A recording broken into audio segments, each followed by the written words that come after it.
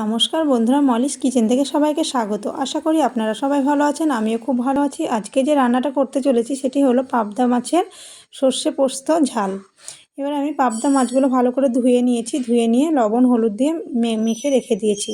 এরপর আমি কিছু মশলা নিয়ে নেব। এখানে নিয়েছি সর্ষে, কালো সর্ষে, সাদা সর্ষে, আর নিয়েছি পোস্ত আর কাঁচা লঙ্কা। এবার আমি এটা পেস্ট করে নিলাম, আর একটা টমেটো, এটা আলাদা করে পেস্ট করে নিলাম। তারপর আমি কড়াইতে সর্ষের তেল দিয়ে দিলাম, মাছগুলোকে ভেজে নিলাম। মাছগুলো ভেজে নিয়ে আমি ওই তেলের মধ্যে কিছু কালো জিরে দিয়ে একটু সামান্য হলুদ দিয়ে দিলাম, হলুদটা দিয়ে টমেটো বাটাটা দিয়ে দিলাম। তারপর আমি টমেটোটা ভালো করে নেড়ে চেড়ে নেব, নেড়ে চেড়ে নিয়ে তারপরে দিয়ে দিলাম কাশ্মীরি লঙ্কার গুঁড়ো আর দিয়ে দিলাম স্বাদ মতো লবণ। এবার আমি এটা টমেটো যখন একটু ভাজা ভাজা হয়ে গেল, তারপরে আমি মশলাটা দিয়ে দিলাম, সর্ষে পোস্ত বাটাটা দিয়ে দিলাম।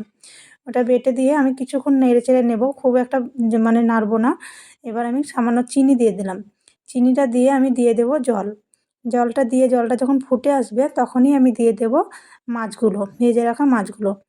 এবার কিছুক্ষণ ফুটে আসলেই আমি রান্নাটা হয়ে যাবে, নামিয়ে নেব। তারপরে নামিয়ে নিয়ে দুটো কাঁচা লঙ্কা উপর দিয়ে ঢেকে রেখে দেব।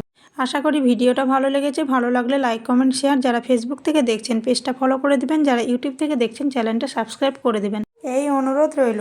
ভালো থাকবেন সবাই, দেখা হচ্ছে পরের ভিডিওতে। নমস্কার।